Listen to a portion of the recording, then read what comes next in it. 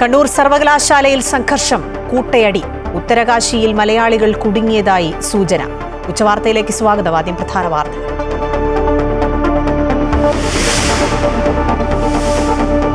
Thrissur പാലിയക്കരയിലെ toll പിരിവ് 4 ആഴ്ചത്തേക്ക് തടഞ്ഞ് ഹൈക്കോടതി. കോടതി ഇടപെടൽ ഇടപ്പള്ളി മണ്ണുത്തി ദേശീയപാതയിലെ ഗതാഗത കുരുക്ക് കണക്കിലെടുത്ത് ഗതാഗതം സുഗമമാക്കിയ ശേഷം മതി ടോൾ പിരിവെന്ന് കോടതി.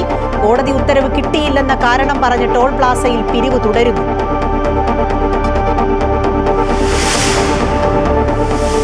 ഉത്തരാഖണ്ഡിലെ മിന്നൽ പ്രളയത്തിൽ രക്ഷാപ്രവർത്തനം ദുഷ്കരം. വെല്ലുവിളിയായി കനത്ത മഴയും മണ്ണിടിച്ചിലും.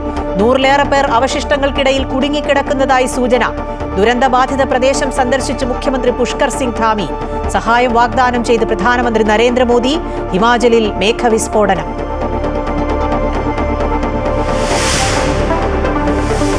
ജൈനമ തിരോധാന കേസിൽ സെബാസ്റ്റ്യന്റെ ആലപ്പുഴ പള്ളിപ്പുറത്തെ പുരയിടത്തിൽ തെരച്ചിൽ ശക്തമാക്കി അന്വേഷണ സംഘം.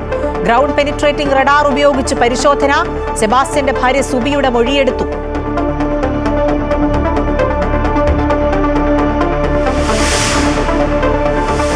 കണ്ണൂർ സർവകലാശാല യൂണിയൻ തെരഞ്ഞെടുപ്പിൽ സംഘർഷം. വോട്ടെടുപ്പിനിടെ SFI, KSU, MSF പ്രവർത്തകർ തമ്മിൽ സംഘർഷം.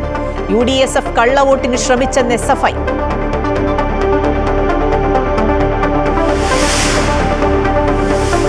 തൃശൂർ കോടാലി ഗവൺമെന്റ് LP സ്കൂളിലെ ഓഡിറ്റോറിയത്തിന്റെ സീലിംഗ് അടർന്നു വീണു. അപകടം ഇന്ന് പുലർച്ചെ. നിർമ്മാണത്തിലെ അപാകതയെന്ന് ആരോപണം.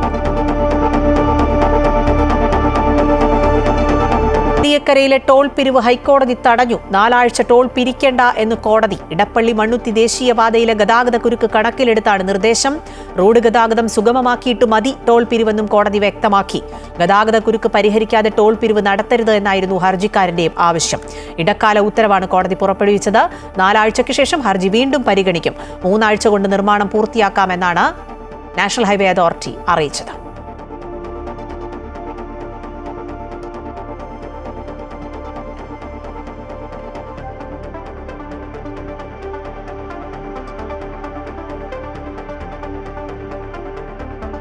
ഹൈക്കോടതി തീരുമാനത്തെ തുടർന്ന് ആഹ്ലാദം പ്രകടിപ്പിച്ച് കോൺഗ്രസ് പ്രവർത്തകർ. യാത്രക്കാർക്ക് ലഡു വിതരണം ചെയ്താണ് കോൺഗ്രസ് പ്രവർത്തകർ ആഹ്ലാദം പ്രകടിപ്പിച്ചത്. പ്രതിഷേധത്തെ തുടർന്ന് കുറച്ചുനേരം ടോൾ പിരിവ് നിർത്തിവെച്ചെങ്കിലും വീണ്ടും പിരിവ് തുടരുന്നു. പാലിയക്കരയിൽ നിന്ന് ഹരീഷ് നാരായണൻ വിശദാംശങ്ങൾ നൽകും. ചില പ്രതികരണങ്ങൾ കൂടി കേൾക്കാം. പരാതിയിൽ മാർച്ച് 31 ഞങ്ങൾ കൊടുത്ത പരാതി കൂടിയാണ് കളക്ടർ ഇവിടെ ഒരു ദിവസം ടോൾ നിർത്തിവെച്ചത്. ആ നിർത്തിവെച്ച അന്ന് കൂടി ഇവിടെ ടോൾ പിരിക്കുന്നുണ്ടായിരുന്നു. കാരണം ഇവിടുത്തെ ക്യാമറ ഓഫ് ചെയ്തിട്ടില്ല. ഇവിടുത്തെ ഫാസ്ടാഗ് വർക്കിംഗ് ആണ്. ഇവിടെ നിന്ന് എനിക്ക് പറയാനുള്ളത്, ഒരു ഉദ്യോഗസ്ഥർ വന്ന് ഇവിടുത്തെ തഹസിൽദാരും മറ്റ് വില്ലേജ് ഓഫീസർ അധികൃതരും വന്ന് ഇവിടെ കൊണ്ട് ക്യാമറ ഊരി വെപ്പിച്ച് ഫാസ്ടാഗ് സംവിധാനം അന്ന് അവർ കളവ് പറഞ്ഞാൽ എന്താണെന്ന് വെച്ചാൽ ഇതൊരു സെർവർ ഇരിക്കുന്നത് വേറെ ഏതോ സംസ്ഥാനത്താണ്, വേറെ ഏതോ സ്ഥലത്താണെന്നാണ്. കേവലം ഒരു സ്വിച്ച് ഓഫ് ചെയ്യേണ്ട കാര്യമുള്ളൂ. അല്ലെങ്കിൽ ഇവിടെ ടോൾ പിരിവ് നടന്നുകൊണ്ടിരിക്കും. ഒരു കാര്യം കൂടി പറയാനുള്ളത് എന്താണെന്ന് വെച്ച് കഴിഞ്ഞാൽ ഇത് കുറച്ച് ഓവർ നമ്മൾ അധിക പ്രസംഗം നടത്താമെന്ന് വിചാരിക്കും. കാരണം ഈ റോഡ് പണി തുടങ്ങിയിട്ട് 6-7 മാസമായി. 7 മാസമായിട്ട് ഇവിടെ ടോൾ വിരിക്കുന്നുണ്ട്. അങ്ങനെ കൂടി ഇതിന് വിലയിരുത്തണം. 7 മാസമായിട്ട് ഞങ്ങൾ ഈ പ്രാദേശികവാസികൾ ഇതിൽ കടന്നു പോകുന്നവർ ഈ ദുരിതം സഹിച്ചുകൊണ്ടിരിക്കുകയാണ്. ഞങ്ങളുടെ പരാതിയിൽ മാർച്ച് 31 ഹരീഷ് ഈ വാർത്തയുടെ വിശദാംശങ്ങൾ നൽകും. ഹരീഷ്, നേരത്തെ കുറച്ച് സമയം ടോൾ പിരിവ് നിർത്തിവെച്ചെങ്കിലും പിന്നീട് പുനരാരംഭിച്ചു. ഉത്തരവ് ലഭിച്ചില്ല എന്നുള്ള കാരണം പറഞ്ഞാണ് ഇത് നടക്കുന്നതെന്നാണ് മനസ്സിലാക്കുന്നത്. നിലവിലെ ഒരു സാഹചര്യം എന്താണ്? വിശദാംശങ്ങൾ. ഈ ഉത്തരവിന്റെ പകർപ്പ് ഇതുവരെയും ലഭിച്ചിട്ടില്ല. ഉത്തരവിന്റെ പകർപ്പ് ലഭിച്ചാൽ മാത്രമേ ടോൾ പിരിവ് പൂർണ്ണമായും നിർത്തിവെക്കാൻ സാധിക്കൂ എന്നുള്ളതാണ് ഇപ്പോൾ ഈ ഒരു ടോൾ പ്ലാസ അധികൃതർ പറയുന്നത്. അതിനായുള്ള കാത്തിരിപ്പിലാണ് ഈ ഒരു സംഘടനകളും പ്രതിഷേധക്കാരും ഒക്കെ. ആ ഒരു പകർപ്പ് ലഭിച്ചാൽ ഉടൻ തന്നെ അത് നിർത്തിവെക്കണം എന്നുള്ള ആവശ്യവും ഇവർ ഉന്നയിക്കുന്നു. നിലവിൽ ഈ ബാരിക്കേഡുകൾ, ഈ ഒരു പ്ലാസയുടെ മുന്നിലുള്ള ബാരിക്കേഡുകളെല്ലാം തന്നെ നീക്കം ചെയ്ത ഒരു സാഹചര്യമാണ്. പക്ഷേ ഇപ്പോഴും ഈ ക്യാമറ പ്രവർത്തിക്കുന്നത് കൊണ്ട് തന്നെ പണം പോകാനുള്ള സാധ്യത ഉണ്ട്. അപ്പോൾ ഈ ഒരു ഉത്തരവ് വന്നാൽ ഉടൻ തന്നെ ക്യാമറ അടക്കം ഓഫ് ചെയ്യണം. ഈ ഫാസ്ടാഗ് പ്രവർത്തിക്കുന്നില്ല എന്നുള്ള കാര്യം ഉറപ്പുവരുത്തണം എന്നുള്ള ആവശ്യങ്ങളാണ് ഈ ഒരു പ്രദേശവാസികളും യാത്രികരും ഒക്കെ ഇപ്പോൾ നമ്മോട് പങ്കുവച്ചിരിക്കുന്നത്. ഇത്തരത്തിൽ ഉത്തരവ് ഇറങ്ങിയതിനു ശേഷം പിരിവ് നടത്തുന്നത് ശരിയല്ല. ഉത്തരവിന്റെ പകർപ്പ് ലഭിച്ചാൽ ഉടൻ തന്നെ അത് നിർത്തിവെക്കണം എന്നുള്ളൊരു ആവശ്യമാണ് ഇപ്പോൾ ശക്തമാകുന്നത്. വർഷങ്ങളായി നടന്നു വരുന്ന ഒരു പിരിവാണ്. വലിയ പ്രതിഷേധം പലതവണ ഈ ഒരു ടോൾ പ്ലാസയ്ക്കെതിരെ നമ്മൾ കണ്ടതാണ്. നിലവിലെ സാഹചര്യം ഈ ഒരു റോഡ് പണി കാരണം വളരെ രൂക്ഷമാണ്. പല സമയത്തും വലിയ ബ്ലോക്ക്, നീണ്ട നിര ഗതാഗത കുരുക്കൊക്കെയാണ് ഈ പ്രദേശത്ത് കാണാൻ സാധിക്കുന്നത്. അതുകൊണ്ട് എത്രയും പെട്ടെന്ന് ഇത് നിർത്തണമെന്ന ആവശ്യം തന്നെയാണ് ഇപ്പോൾ പ്രദേശവാസികളും പറയുന്നത്. ഹരീഷ് നാരായണനാണ് വിശദാംശങ്ങൾ നൽകിയത്. ഉത്തരാഖണ്ഡിലെ മിന്നൽ പ്രളയത്തിൽ രക്ഷാപ്രവർത്തനം ദുഷ്കരമാകുന്നു. മോശം കാലാവസ്ഥയും കനത്ത മഴയും മണ്ണിടിച്ചിലും വെല്ലുവിളിയാണെന്ന് സൈന്യം അറിയിച്ചു. 100-ലേറെ പേരെയും 10 സൈനികരെയും കാണാതായെന്നാണ് വിവരം. പ്രളയത്തിൽ കാണാതായവരെക്കുറിച്ചുള്ള കൃത്യമായ കണക്കുകളില്ലെന്നാണ് വിവരം. സൈന്യവും ITBP, NDRF, SDRF സംഘങ്ങളും സ്ഥലത്തെത്തി രക്ഷാപ്രവർത്തനം ഏകോപിപ്പിക്കുകയാണ്. ഇതുവരെ 130 പേരെ അപകട സ്ഥലത്തു നിന്നും വിവിധ സേനകൾ രക്ഷപ്പെടുത്തി. മണ്ണിനടിയിൽ കുടുങ്ങിയവർക്കായി തിരച്ചിൽ നടത്താൻ കെഡാവർ നായ്ക്കളെ ഡൽഹിയിൽ നിന്ന് എത്തിച്ചേക്കും. കൂടുതൽ സൈന്യം രക്ഷാദൌത്യത്തിനായി ധരലിയിലെത്തും.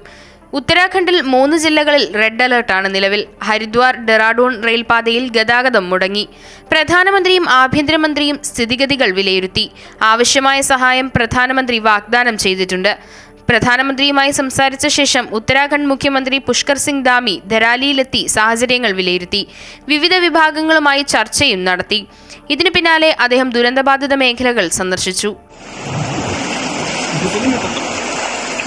അതേസമയം ഉത്തരാഖണ്ഡിലേത് മേഘവിസ്ഫോടനമല്ലെന്ന് റിപ്പോർട്ട്. ചൊവ്വാഴ്ചയുണ്ടായ മിന്നൽ പ്രളയത്തിന് കാരണം കൂറ്റൻ ഹിമാനിയോ ഹിമതടാകമോ തകർന്നതാണെന്നാണ് മെറ്റീരിയോളജിക്കൽ സാറ്റലൈറ്റ് ഡേറ്റകളുടെ വിവരമുദ്ധരിച്ച് വിദഗ്ധർ ചൂണ്ടിക്കാണിക്കുന്നത്. അപകടമുണ്ടായ 24 മണിക്കൂർ സമയപരിധിയിൽ ഹർസിലിൽ 6.5 മില്ലിമീറ്ററും ഭട്വരിയിൽ 11 മില്ലിമീറ്ററും മാത്രമാണ് മഴ പെയ്തത്. ഇത് മേഘവിസ്ഫോടനമുണ്ടായാൽ പെയ്യുന്ന മഴയുടെ അളവിലും വളരെ കുറവാണെന്ന് ശാസ്ത്രജ്ഞർ വ്യക്തമാക്കുന്നു. ധരാലി ഗ്രാമത്തിന് മുകൾ ഭാഗത്തായി 2 ഹിമതടാകങ്ങളുടെ സാന്നിധ്യമുണ്ടെന്ന് സാറ്റലൈറ്റ് ചിത്രങ്ങളെ അടിസ്ഥാനമാക്കി കണ്ടെത്തലുണ്ട്.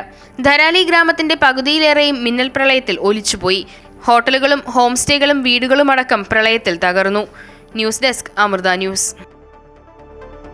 ഉത്തരാഖണ്ഡിലേക്ക് വിനോദയാത്രയ്ക്ക് പോയ മലയാളികളുടെ കുടുംബങ്ങൾ ആശങ്കയിൽ. 20 മുംബൈ മലയാളികളും കേരളത്തിൽ നിന്നുള്ള 8 പേരുമാണ് ടൂർ പാക്കേജിന്റെ ഭാഗമായി ഉത്തരാഖണ്ഡിലേക്ക് പോയത്.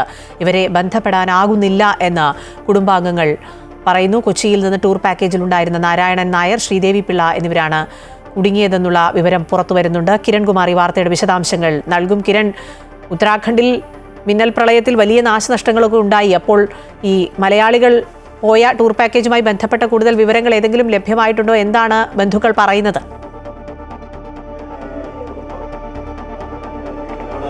അഖില, ഉത്തരാഖണ്ഡിലേക്ക് പോയ മലയാളികൾ അടങ്ങുന്ന തീർത്ഥാടക സംഘമാണ് ഉത്തരാഖണ്ഡിൽ കുടുങ്ങിക്കിടക്കുന്നത്. ഇതിൽ 2 തൃപ്പൂണിത്തുറ സ്വദേശികൾ അടക്കമുള്ളവരുണ്ട്. കേരളത്തിൽ നിന്നുള്ള 8 പേർ ഈ സംഘത്തിലുണ്ടായിരുന്നു. ഏതായാലും ഇവരെക്കുറിച്ച് ഏറ്റവും ഒടുവിലായി ലഭിക്കുന്ന ഒരു വിവരം, ഇവർ സുരക്ഷിതരാണ് എന്നുള്ളൊരു കാര്യം കുടുംബാംഗങ്ങളെ അറിയിച്ചിട്ടുണ്ട്. സൈന്യം മുഖേനയാണ് ഇവർ ഇങ്ങനെ ഒരു വിവരം ഇവർക്ക് ലഭിച്ചിരിക്കുന്നത്. ഏതായാലും തൃപ്പൂണിത്തുറയിൽ നിന്ന് പോയ നാരായണൻ നായർ, ഒപ്പം തന്നെ ശ്രീദേവി പിള്ള എന്നിവരുടെ കുടുംബമാണ് ഇവിടെ കുടുങ്ങിക്കിടക്കുന്നത്. അവരുടെ കുടുംബാംഗങ്ങൾ ഈ സമയത്ത് നമ്മോടൊപ്പം തന്നെ ചേരുന്നുണ്ട്. അവിടെ റിസ്ക് ആണ്, പക്ഷെ അവര് കുടുങ്ങി കിടക്കുകയാണെന്നുള്ള രീതിയിലാണ് പറഞ്ഞത്. മാഡം, ഇവിടെ നിന്ന് ആരൊക്കെയാണ് പോയിട്ടുള്ളത്? ഇവിടുന്ന് പിന്നെ ഞങ്ങളുടെ അച്ഛൻ്റെ ബ്രദറും വൈഫും നാരായണൻ നായർ, ശ്രീദേവി പിള്ള, പിന്നെ അവരുടെ സിസ്റ്റേഴ്സ് ശ്രീരഞ്ജിനി, ശ്രീകല, പിന്നെ അവരുടെ ഭർത്താക്കന്മാരും 8 പേരാണ് കേരളത്തിൽ നിന്നുള്ളത്. പിന്നെ മുംബൈ മലയാളികൾ 20 പേരുണ്ട്. അവരെ നമുക്ക് അറിയുന്നതല്ല, പക്ഷേ അവരും ഉണ്ട് ഈ കൂടെ എന്നാണ് അറിഞ്ഞത്. ഇവരുമായിട്ട് ഇപ്പോൾ ബന്ധപ്പെടാൻ കഴിഞ്ഞിട്ടുണ്ടോ? ഇല്ല, ഇവരുമായിട്ട് ഒരു കണക്ഷനും ഇല്ല. കാരണം ഇവർ ഓൾറെഡി പിന്നെ അവിടുത്തെ മൊബൈലെല്ലാം ഇതാണല്ലോ, ബന്ധമാണ്. അവർക്ക് വാർത്താവിനിമയ സംവിധാനം കംപ്ലീറ്റ്ലി താറുമാറായി കിടക്കുകയാണ്. എല്ലാം കംപ്ലീറ്റും പ്രശ്നത്തിലാണ്. അല്ല, മക്കളെയാണ്. ഇന്നലെ 8:30 കോണ്ടാക്ട് ചെയ്തിരുന്നത്. മക്കൾ വെളിയിലാണ് താമസം. ഇവരെ അവസാനം വിളിക്കുന്ന സമയത്ത് എവിടെയായിരുന്നു പറഞ്ഞു? അവർ ഉത്തരകാശിയിൽ നിന്ന് ഗംഗോത്രിയിലേക്ക് യാത്ര പോകുമ്പോൾ, ഗംഗോത്രിയിലേക്ക് പോകുന്ന വഴിക്കാണ് ഇത് സംഭവിച്ചത്. അപ്പോൾ പക്ഷേ ഇവർക്ക് സേഫാണ്. ഇവരത് കടന്നു പോയി കാണണമെന്നാണ് നമ്മൾ വിശ്വസിക്കുന്നത്. കാരണം ആ ടൈം വെച്ച് നോക്കുമ്പോൾ ഇവർ ആ ഗംഗോത്രിയിലേക്ക് റീച്ചായി കാണണം. പക്ഷേ അവിടെ കുടുങ്ങി കിടക്കുകയായിരിക്കണം എന്നാണ് അറിയുന്നത്. അതെ, വളരെ ആശ്വാസകരമാണ്. കാരണം അവർ വളരെയധികം ശ്രമിക്കുന്നുണ്ട്. സൈന്യം നമ്മുടെ വളരെ ഹെൽപ്പ് ചെയ്യുന്നുണ്ട് കാര്യങ്ങൾ അറിയാനും ഒക്കെ ആയിട്ട്. ഏതായാലും അഖില, കുടുംബാംഗങ്ങൾ സൂചിപ്പിക്കുന്ന ഒരു കാര്യം, ഏതായാലും ഇപ്പോൾ സൈന്യവുമായി ബന്ധപ്പെടാൻ കഴിഞ്ഞിട്ടുണ്ട്. അതിൽ നിന്ന് ലഭിക്കുന്ന വിവരം ഇവർ സുരക്ഷിതരാണ് എന്നുള്ളൊരു കാര്യം തന്നെയാണ്. ആശങ്കപ്പെടേണ്ട സാഹചര്യമില്ല എന്ന് തന്നെയാണ് മനസ്സിലാക്കാൻ സാധിക്കുന്നത്. 20 പേരായിരുന്നു കേരളത്തിന് പുറത്തുനിന്നുള്ളത്. 28 പേർ ഈ സംഘത്തിലുണ്ടായിരുന്നു. ശരി, കിരൺകുമാറാണ് വിശദാംശങ്ങൾ നൽകിയത്. നിലവിൽ ആശ്വാസകരമായ വാർത്തയാണ് പുറത്തു വരുന്നത്. വളരെ സുരക്ഷിതമായി അവർ തിരിച്ചെത്തട്ടെ എന്ന് നമ്മൾ ആശംസിക്കുകയാണ്, ആഗ്രഹിക്കുകയാണ്. മൂന്നാർ പെട്ടിമുടി ദുരന്തത്തിന് 5 ആണ്ട്. 2020 ഓഗസ്റ്റ് 6 രാത്രി 10:30 പെട്ടിമുടിയിൽ 70 പേരുടെ ജീവൻ കവർന്ന ഉരുൾപൊട്ടലുണ്ടായത്. ദുരന്തത്തിൽ നിന്നും രക്ഷപ്പെട്ടത് 11 പേർ മാത്രമാണ്. പച്ചവിരിച്ച തേയിലക്കാടുകൾ നിറഞ്ഞ മലയടിവാരത്തെ ഒരുപറ്റം തോട്ടം തൊഴിലാളി കുടുംബങ്ങളുടെ സ്വർഗമായിരുന്നു മൂന്നാർ പെട്ടിമുടി. പരിമിതികൾക്ക് നടുവിലും കരിങ്കൽ ഭിത്തികൾ വേർതിരിച്ച കൊച്ചുമുറിക്കുള്ളിൽ വലിയ സ്വപ്നങ്ങൾ അവർ കണ്ടിരുന്നു. എന്നാൽ അവരെയും അവരുടെ സ്വപ്നങ്ങളെയും ഒരു തെളിവ് പോലും അവശേഷിപ്പിക്കാതെ ദുരന്തം കവർന്നെടുത്തിട്ട് 5 വർഷം തികയുന്നു. അലമുറയിട്ടുള്ള കരച്ചിലുകൾ ഇന്നും അന്തരീക്ഷത്തിൽ അലയടിക്കുന്നുണ്ട്. ചോരയും കണ്ണീരും വീണ ശ്മശാന ഭൂമിയിൽ കാടുകയറി.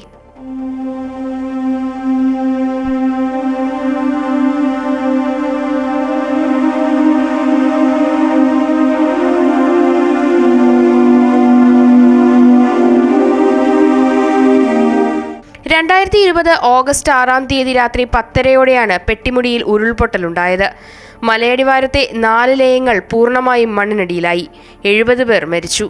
5 வருஷத்தில் என் குடும்பத்தில் வந்துட்டு எனக்குள்ள அம்மா, எனக்குள்ள பையன், எனக்குள்ள அண்ணன் 3 பேர் இறந்துருக்காங்க.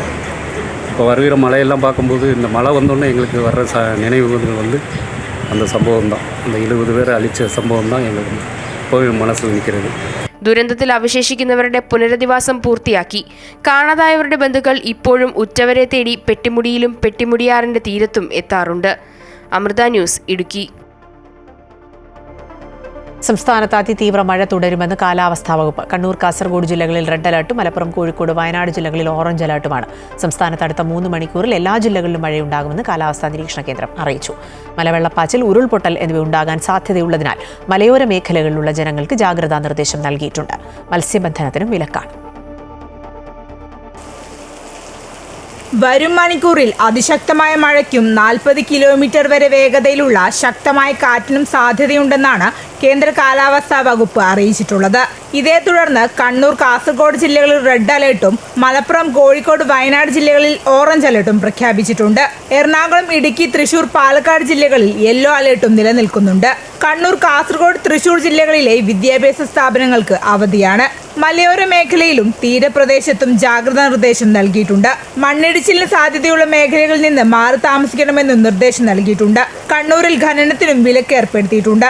ഉയർന്ന തിരമാലയ്ക്കും കടലാക്രമണത്തിനും സാധ്യതയുണ്ടെന്ന് സമുദ്രസ്ഥിതി പഠന ഗവേഷണ കേന്ദ്രം അറിയിച്ചു.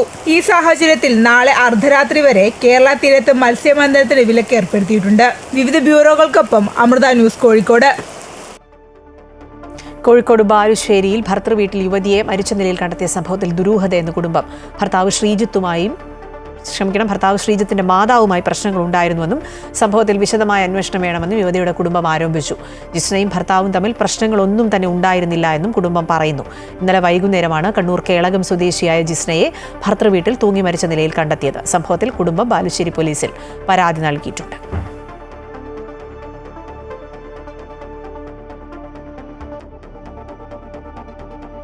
ജൈനമ്മ തിരോധാന കേസിൽ സെബാസ്റ്റ്യന്റെ പള്ളിപ്പുറത്തെ പുരയിടത്തിൽ തെരച്ചിൽ ശക്തമാക്കിയ അന്വേഷണ സംഘം. മണ്ണിനുള്ളിൽ അസ്ഥിയുടെ സാന്നിധ്യം തിരിച്ചറിയാൻ സഹായിക്കുന്ന ഗ്രൗണ്ട് പെനിട്രേറ്റിംഗ് റഡാർ ഉപയോഗിച്ചുള്ള തെരച്ചിലാണ് 2.5 ഏക്കറോളം വരുന്ന പുരയിടത്തിൽ നടക്കുന്നത്. കൂടുതൽ തെളിവുകൾ കണ്ടെത്തി കേസ് ബലപ്പെടുത്താനുള്ള നീക്കത്തിലാണ് ക്രൈംബ്രാഞ്ച്. അജയ് നാഥി വാർത്തയുടെ വിശദാംശങ്ങൾ നൽകും. അജയ്, നേരത്തെ ചില തെളിവുകൾ കണ്ടെത്തിയിരുന്നു. ഇനി കൂടുതൽ തെളിവുകൾ ഇതുമായി ബന്ധപ്പെട്ട് കണ്ടെത്താനുള്ള ശ്രമമാണ് അന്വേഷണ സംഘത്തിന്റെ ഭാഗത്തുനിന്നുണ്ടാകുന്നതെന്ന് മനസ്സിലാക്കുന്നു. നിലവിലെ ഒരു സാഹചര്യം എന്താണ്? ഏതൊക്കെ തരത്തിലുള്ള പരിശോധനകളാണ് നടക്കുന്നത്? അഖില സൂചിപ്പിച്ചതുപോലെ തന്നെ പ്രധാനമായും ഈ ഗ്രൗണ്ട് പെനട്രേറ്റിംഗ് റഡാർ ഉപയോഗിച്ചുകൊണ്ടുള്ള പരിശോധനയാണ് നടക്കുന്നത്. അതായത് മണ്ണിനടിയിൽ അസ്ഥി ഭാഗങ്ങൾ ഉണ്ടോ എന്ന് മനസ്സിലാക്കാൻ വേണ്ടിയുള്ള ശ്രമമാണ് ഇപ്പോൾ അന്വേഷണ സംഘത്തിന്റെ ഭാഗത്തുനിന്നുണ്ടാകുന്നത്. കോട്ടയം ക്രൈംബ്രാഞ്ച് അന്വേഷണ സംഘത്തിന്റെ കസ്റ്റഡിയിലാണ് നിലവിൽ സെബാസ്റ്റ്യൻ ഉള്ളത്. ഇന്നുകൊണ്ട് കസ്റ്റഡി കാലാവധി അവസാനിക്കും. അതിനുശേഷം ആലപ്പുഴ ക്രൈംബ്രാഞ്ച് കസ്റ്റഡി അപേക്ഷ കോടതിയിൽ സമർപ്പിക്കുമെന്നാണ് നാം മനസ്സിലാക്കുന്നത്. ഏറ്റവും പ്രധാനമായും ഈ കൂടുതൽ തെളിവുകൾ കണ്ടെത്തി ഈ കേസ് കൂടുതൽ ബലപ്പെടുത്താനുള്ളൊരു നീക്കമാണ് ക്രൈംബ്രാഞ്ചിന്റെ ഭാഗത്തുനിന്നുണ്ടാകുന്നത്. അസ്ഥി കഷ്ണങ്ങൾ ലഭിച്ചെങ്കിൽ പോലും ഇത് ആരുടേതാണെന്ന് സംബന്ധിച്ചിട്ടുള്ള ഒരു വ്യക്തത അന്വേഷണ സംഘത്തിന് ഉണ്ടായിട്ടില്ല. അതിന് DNA പരിശോധന ഫലം ഉൾപ്പെടെ പുറത്തു വരാനുണ്ട്. ആ പരിശോധന ഫലം വന്നതിന് ശേഷം ഇതോടൊപ്പം തന്നെ കൂടുതൽ തെളിവുകൾ കണ്ടെത്തി കാണാതായിട്ടുള്ള മറ്റ് സ്ത്രീകളുടേതായിട്ട് ഉൾപ്പെടെയുള്ള ആ സ്ത്രീകളെ കണ്ടെത്താൻ പറ്റുന്ന തരത്തിലേക്കുള്ള തെളിവുകൾ കൂടി ഈ പുരയിടത്തു നിന്ന് ലഭിക്കുമോ എന്നുള്ളതാണ് ഇപ്പോൾ അന്വേഷണ സംഘം പരിശോധിച്ചുകൊണ്ടിരിക്കുന്നത്. എന്തായാലും ഗ്രൗണ്ട് പെനട്രേറ്റിംഗ് റഡാർ ഉപയോഗിച്ചുകൊണ്ടുള്ള ഈ പരിശോധന അത്തരത്തിലേക്ക് ഗുണകരമാകും എന്ന പ്രതീക്ഷയിലാണ് ഇപ്പോൾ ക്രൈംബ്രാഞ്ച് സംഘം ഉള്ളത്. അഖില. കണ്ണൂർ യൂണിവേഴ്സിറ്റി യൂണിയൻ തെരഞ്ഞെടുപ്പിനിടെ വിദ്യാർത്ഥികൾ തമ്മിൽ സംഘർഷം. കാസർഗോഡ് MIC കോളേജിലെ MSF യൂണിവേഴ്സിറ്റി യൂണിയൻ കൗൺസിലർ സഫ്വാനെ SFI പ്രവർത്തകർ തട്ടിക്കൊണ്ടുപോയി എന്നാരോപിച്ചായിരുന്നു സംഘർഷങ്ങൾ ആരംഭിച്ചത്. KSU MSF പ്രവർത്തകർ ഒരു ഭാഗത്തും SFI പ്രവർത്തകർ മറുഭാഗത്തും ചേരിതിരിഞ്ഞ് ഏറ്റുമുട്ടി. കയ്യേറ്റം പോലീസിനെതിരെയും ഉണ്ടായി. കയ്യിൽ കിട്ടിയ പൂച്ചട്ടികളും വടികളും ഹെൽമറ്റുമൊക്കെയായി പരസ്പരം വലിച്ചെറിഞ്ഞായിരുന്നു ഏറ്റുമുട്ടൽ. പോലീസ് ലാത്തി വീശി ഇരുവിഭാഗത്തെയും മാറ്റാൻ ശ്രമിച്ചെങ്കിലും വിദ്യാർത്ഥികൾ പോലീസിനെയും തള്ളിമാറ്റിയാണ് ആക്രമിച്ചത്. പിന്നീട് വോട്ട് ചെയ്യാനെത്തിയ MSF പ്രവർത്തകരുടെ ബാലറ്റ് ബാഗോടെ SFIയുടെ ജോയിന്റ് സെക്രട്ടറി അധീഷ തട്ടിപ്പറിച്ചുവെന്നാരോപിച്ച് വീണ്ടും സംഘർഷമുണ്ടായി. സംഘർഷത്തിനിടെ ഹെൽമറ്റ് കൊണ്ടുള്ള അടിയേറ്റ് മാധ്യമപ്രവർത്തകരുടെ ക്യാമറ അടക്കം തകർന്നു. വിദ്യാർത്ഥികൾ പലയിടങ്ങളിലായി സംഘം ചേർന്ന് പരസ്പരം ആക്രമണം തുടരുകയാണ്. വിവിധ കോളേജുകളിൽ നിന്ന് വോട്ട് ചെയ്യാനെത്തിയ ബസ് അടക്കമുള്ള വാഹനങ്ങൾ തടയുകയും വാഹനങ്ങളുടെ ടയറിലെ കാറ്റഴിച്ചുവിടുകയും ചെയ്തു. ലാത്തിയടിയിൽ SFI ജില്ലാ കമ്മിറ്റി അംഗത്തിന് പരിക്കേറ്റു.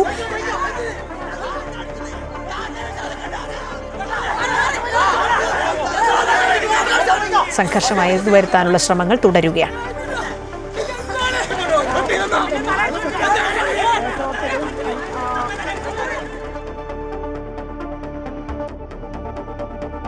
തൃശൂരിൽ സ്കൂൾ ഓഡിറ്റോറിയത്തിന്റെ സീലിംഗ് അടർന്നു വീണു. കോടാലി ഗവൺമെന്റ് സ്കൂൾ ഓഡിറ്റോറിയത്തിന്റെ സീലിംഗ് ആണ് അടർന്നു വീണത്. കുട്ടികൾ അസംബ്ലി കൂടുന്ന ഓഡിറ്റോറിയത്തിന്റെ സീലിംഗ് ആണ് പുലർച്ചെ അടർന്നു വീണത്. ഷീറ്റിനടിയിലെ ജിപ്സം ബോർഡാണ് തകർന്നത്. മഴ കാരണം സ്കൂൾ അവധിയായതിനാൽ വലിയ അപകടം ഒഴിവായി. 3 വർഷം മുമ്പാണ് സീലിംഗ് പണിതത്. 54 ലക്ഷം രൂപ ചെലവിൽ നിർമ്മിച്ചതാണ് ceiling. Kozhikode Naduvannur government higher secondary സ്കൂളിൽ റാഗിംഗ് നടന്നതായി പരാതി. ചിരിക്കരുതെന്ന് താക്കീത് നൽകിയിട്ടും ചിരിച്ചതിനെ തുടർന്ന് സീനിയർ വിദ്യാർത്ഥികൾ +1 വിദ്യാർത്ഥികളെ മർദ്ദിക്കുകയായിരുന്നുവെന്നാണ് പരാതി. കുറ്റക്കാർക്കെതിരെ കർശന നടപടി സ്വീകരിക്കണമെന്ന് മർദ്ദനമേറ്റ കുട്ടിയുടെ മാതാവ് ആവശ്യപ്പെട്ടു. നടുവണ്ണൂർ ഗവൺമെന്റ് ഹയർ സെക്കൻഡറി സ്കൂളിലെ പ്രവേശനോത്സവ ദിവസം +2 വിദ്യാർത്ഥികൾ 2 +1 വിദ്യാർത്ഥികളോട് പേന കയ്യിൽ പിടിച്ച് പാട്ടുപാടാൻ പറഞ്ഞിരുന്നു. ഇതിനുശേഷം ചിരിക്കരുതെന്ന് പറഞ്ഞിട്ടും ചിരിച്ചതാണ് സീനിയർ വിദ്യാർത്ഥികളെ ചൊടിപ്പിച്ചത്. ചിരിച്ചതിന്റെ പ്രതികാരമായി ഇൻസ്റ്റഗ്രാമിൽ ജൂനിയർ വിദ്യാർത്ഥികളുടെ ചിത്രങ്ങൾ പങ്കുവച്ചിരുന്നു. പോസ്റ്റിന് താഴെ കമന്റ് ഇട്ടതിനെ തുടർന്ന് ഉച്ചയോടെ സ്കൂൾ കോമ്പൗണ്ടിൽ വെച്ച് സീനിയർ വിദ്യാർത്ഥികൾ ആക്രമിക്കുകയായിരുന്നുവെന്നാണ് പരാതിയിൽ പറയുന്നത്. കുട്ടികളിൽ ഒരാളുടെ കണ്ണിന് സാരമായ പരിക്കേറ്റിട്ടുണ്ട്. പരിക്കേറ്റ വിദ്യാർത്ഥികളിൽ ഒരാളെ കോഴിക്കോട് മെഡിക്കൽ കോളേജ് ആശുപത്രിയിൽ പ്രവേശിപ്പിച്ചു. സംഭവത്തിൽ കർശന നടപടി വേണമെന്ന് കുട്ടിയുടെ അമ്മ ദീപ ആവശ്യപ്പെട്ടു. അങ്ങനെ ഒന്ന് ചിരിച്ചു പോയി എന്നാ പറഞ്ഞത്.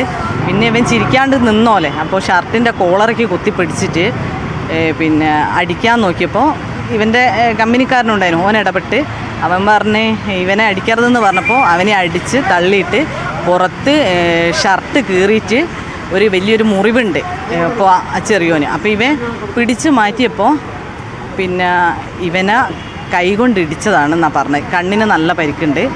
സംഭവത്തിൽ ബാലുശ്ശേരി സ്റ്റേഷനിൽ പരാതി നൽകിയതായി സ്കൂൾ പ്രിൻസിപ്പാൾ EK ഷാമിലി പ്രതികരിച്ചു. അമൃത ന്യൂസ്, കോഴിക്കോട്.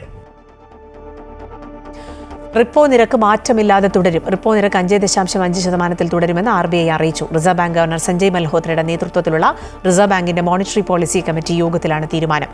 റിപ്പോ നിരക്കിൽ കഴിഞ്ഞ തവണ 0.5% കുറവ് വരുത്തിയ സാഹചര്യത്തിലാണ് ഇത്തവണ അതേപടി നിലനിർത്താൻ തീരുമാനിച്ചത്. പണപ്പെരുപ്പം കുറയുന്ന സാഹചര്യമാണ് വിപണിയിൽ. അമേരിക്കൻ പ്രസിഡന്റ് ഡൊണാൾഡ് ട്രംപിന്റെ താരിഫ് ഭീഷണികൾക്കിടയിലാണ് RBI തീരുമാനം. ഹ്രസ്വകാല ദീർഘകാല പണപ്പെരുപ്പം RBIയുടെ ക്ഷമതാ പരിധിക്കുള്ളിലാണ്. സാമ്പത്തിക വളർച്ചയെ പിന്തുണയ്ക്കാൻ കേന്ദ്ര ബാങ്കിന് കൂടുതൽ സഹായം നൽകുന്ന അവസരമാണിതെന്നും RBI വ്യക്തമാക്കി.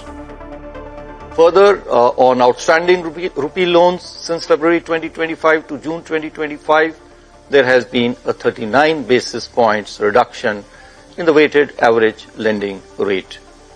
On the deposit side, similarly, the weighted average domestic term deposit rate on fresh deposits moderated by 87 basis points during the same period. Moreover, the transmission to lending rates has been broad-based across all sectors. Wayanad CPMലെ വിഭാഗീയതയിൽ നേതാക്കൾക്കെതിരെ വീണ്ടും നടപടി. മുതിർന്ന നേതാവ് AV ജയനെ ബ്രാഞ്ചിലേക്ക് തരം താഴ്ത്തി. സാമ്പത്തിക ക്രമക്കേട് ഉന്നയിച്ച് local കമ്മിറ്റിയിലേക്ക് തരം താഴ്ത്തിയത് വിവാദമായിരിക്കെയാണ് വീണ്ടും നടപടി.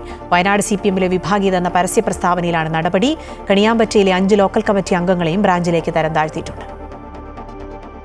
കർഷക സംഘം ജില്ലാ പ്രസിഡന്റും പുൽപ്പള്ളി ഏരിയ കമ്മിറ്റി അംഗവുമായ AV ജയനെ പാലിയേറ്റീവ് കെയർ നടത്തിപ്പുമായി ബന്ധപ്പെട്ടുള്ള സാമ്പത്തിക ക്രമക്കേട് ആരോപിച്ചാണ് നേരത്തെ ലോക്കൽ കമ്മിറ്റിയിലേക്ക് തരം താഴ്ത്തിയത്. വിഷയത്തിൽ അന്വേഷണ കമ്മീഷനെ വെച്ച CPM റിപ്പോർട്ടിന് പിന്നാലെ നടപടിയെടുക്കുകയായിരുന്നു. ഏരിയ കമ്മിറ്റിയിൽ നിന്നും ഇരളം ലോക്കൽ കമ്മിറ്റിയിലേക്കാണ് ജയനെ തരം താഴ്ത്തിയത്. പിന്നാലെ ജില്ലാ നേതൃത്വത്തിനെതിരെ വിമർശനം കടുപ്പിച്ച ജയൻ നടപടി വിഭാഗീയതയുടെ ഭാഗമെന്നായിരുന്നു തുറന്നടിച്ചത്. ഈ പരസ്യ പ്രസ്താവനയാണ് പുതിയ നടപടിയിലേക്ക് നയിച്ചത്. ജില്ലയിലെ ഒരു വിഭാഗം നേതാക്കളും അണികളും പാർട്ടി നേതൃത്വത്തിന്റെ നടപടിയിൽ കടുത്ത അതിർത്തിയിലാണ്. ജില്ലാ സമ്മേളനവുമായി ബന്ധപ്പെട്ട ചേരിതിരിവാണ് നടപടിയിലേക്ക് നയിച്ചതെന്നാണ് വിമർശനം. നേരത്തെ ജില്ലാ സമ്മേളനത്തിൽ വയനാട്ടിൽ വലിയ അട്ടിമറിയാണ് നടന്നത്. ജില്ലാ സെക്രട്ടറിയായിരുന്ന പി ഗഗാറിനെ വെട്ടി കെ റഫീഖാണ് പുതിയ സെക്രട്ടറിയായത്. മുൻ MLA CK ശശീന്ദ്രന്റെ പിന്തുണയോടെയായിരുന്നു റഫീഖിന്റെ അട്ടിമറി. ഇതോടെ ജില്ലയിലെ CPM-നുള്ളിൽ ചേരിതിരിവ് രൂക്ഷമാകുകയായിരുന്നു. തരം താഴ്ത്തലും ഇതിന്റെ ഭാഗമെന്നാണ് ജയനടക്കമുള്ള നേതാക്കൾ പറയുന്നത്. AV ജയനൊപ്പം പരസ്യ നിലപാട് സ്വീകരിച്ച Kenichira local secretary Jishnu Shaji, AKS ജില്ലാ പ്രസിഡന്റ് AN പ്രസാദ് എന്നിവരെ സസ്പെൻഡ് ചെയ്യാനും സാധ്യതയുണ്ട്. അമൃത ന്യൂസ്, വയനാട്. പത്തനംതിട്ട നാറാമൂഴിയിൽ അധ്യാപികയുടെ ഭർത്താവ് ജീവനൊടുക്കിയ സംഭവത്തിൽ പ്രഥമ അധ്യാപികയെ സസ്പെൻഡ് ചെയ്യില്ലെന്ന് സ്കൂൾ മാനേജ്മെന്റ്. ജില്ലാ വിദ്യാഭ്യാസ ഓഫീസിലെ ഉദ്യോഗസ്ഥർക്കുണ്ടായ വീഴ്ച പ്രഥമ അധ്യാപികയ്ക്ക് മേൽ കെട്ടിവെക്കുകയാണെന്നും വിദ്യാഭ്യാസ വകുപ്പ് തീരുമാനത്തിനെതിരെ നിയമ നടപടി സ്വീകരിക്കുമെന്നും മാനേജ്മെന്റ് വ്യക്തമാക്കി. എയ്ഡഡ് സ്കൂളിലെ അധ്യാപിക ലേഖ രവീന്ദ്രന്റെ ഭർത്താവ് ഷിജോ വീട്ടി ആത്മഹത്യ ചെയ്ത സംഭവത്തിൽ സ്കൂൾ പ്രഥമാധ്യാപികയ്ക്കെതിരെ നടപടിയെടുക്കാൻ വിദ്യാഭ്യാസ വകുപ്പ് സ്കൂൾ മാനേജ്മെന്റിന് നിർദ്ദേശം നൽകിയിരുന്നു. ഈ നിർദ്ദേശം തള്ളിയാണ് മാനേജ്മെന്റ് ഇപ്പോൾ രംഗത്തെത്തിയിരിക്കുന്നത്. ലേഖ രവീന്ദ്രന് 14 വർഷത്തെ ശമ്പളമടക്കം ആനുകൂല്യങ്ങൾ നൽകാൻ ഹൈക്കോടതി വിധിച്ചിരുന്നു. കഴിഞ്ഞ വർഷം സെപ്റ്റംബറിൽ വന്ന വിധിയിൽ 2 മാസത്തിനകം നടപടികൾ പൂർത്തിയാക്കണമെന്നും കോടതി നിർദ്ദേശിച്ചിരുന്നു. എന്നാൽ 2025 ജനുവരി അവസാനമാണ് ജില്ലാ വിദ്യാഭ്യാസ ഓഫീസിൽ നിന്ന് ഉത്തരവിറങ്ങിയത്. അതിനുശേഷം അടിസ്ഥാന ശമ്പളം മാത്രം 6 മാസത്തേക്ക് നൽകി. കുടിശ്ശിക കൂടി ലഭിക്കണമെങ്കിൽ DE ഓഫീസിൽ നിന്ന് ഒതന്റിഫിക്കേഷൻ നൽകണമായിരുന്നു. ഇക്കാര്യത്തിന് പലവട്ടം കത്ത് നൽകിയിട്ടും നടപടി വൈകിപ്പിച്ചെന്ന് സ്കൂൾ മാനേജ്മെന്റ് പറയുന്നു. ഒടുവിൽ ഇക്കഴിഞ്ഞ ശനിയാഴ്ചയാണ് ഒതന്റിഫിക്കേഷൻ നൽകിയത്. ഷിജോ ജീവനൊടുക്കിയതിന്റെ അടുത്ത ദിവസം നാറാണമൂഴി സെന്റ് ജോസഫ് സ്കൂൾ പ്രഥമാധ്യാപികയെ സമ്മർദ്ദം ചെലുത്തി പുതിയൊരു കത്ത് DD വാങ്ങി. ഒതന്റിഫിക്കേഷൻ നടപടി വൈകിയ വീഴ്ചയെല്ലാം പ്രഥമാധ്യാപികയുടെ മേൽ കെട്ടിവയ്ക്കാനാണ് ഉദ്യോഗസ്ഥർ ശ്രമിച്ചതെന്നും സ്കൂൾ മാനേജ്മെന്റ് ആരോപിക്കുന്നു. DD പ്രഥമാധ്യാപികയിൽ നിന്നും എഴുതി വാങ്ങിയ കത്തിന്റെ പകർപ്പ് മാനേജ്മെന്റ് പുറത്തുവിട്ടു. പ്രഥമ അധ്യാപികയായ അഞ്ജു അടുത്തിടെ മാത്രമാണ് ആ തസ്തികയിലെത്തിയത്. നിയമപരമായി നീങ്ങി പ്രഥമാധ്യാപികയ്ക്ക് സംരക്ഷണം തീർക്കാനാണ് മാനേജ്മെന്റ് തീരുമാനം. DE ഓഫീസ് ഉദ്യോഗസ്ഥർക്കെതിരെ മരിച്ച ഷിജോയുടെ കുടുംബം വീണ്ടും ഹൈക്കോടതിയിൽ പോകുന്നുണ്ട്. അതിൽ കക്ഷി ചേർന്ന് അവരുടെ നിരപരാധിത്വം തെളിയിക്കാനാണ് സ്കൂൾ അധികൃതരുടെ നീക്കം. അമൃത ന്യൂസ്, പത്തനംതിട്ട. സർക്കാരിനെതിരെ വീണ്ടും വിമർശനവുമായി മുൻ മന്ത്രി മുതിർന്ന CPM നേതാവുമായ G. സുധാകരൻ. ഉദ്യോഗസ്ഥരുടെ അഴിമതിയെക്കുറിച്ചും അലംഭാവത്തെക്കുറിച്ചും മേലധികാരികളോട് പറഞ്ഞിട്ടും പ്രയോജനമുണ്ടായില്ലെങ്കിൽ അതിനർത്ഥം ഭരണകൂടം പരാജയമാണെന്ന് G. സുധാകരൻ പറഞ്ഞു. ശമ്പള കുടിശ്ശിക ലഭിക്കാത്തതിനാൽ അധ്യാപികയുടെ ഭർത്താവിന് ജീവനൊടുക്കേണ്ടി വന്ന പത്തനംതിട്ട അത്തിക്കയത്തെ സംഭവം തെളിയിക്കുന്നത് അതാണെന്നും G. സുധാകരൻ കുറ്റപ്പെടുത്തി.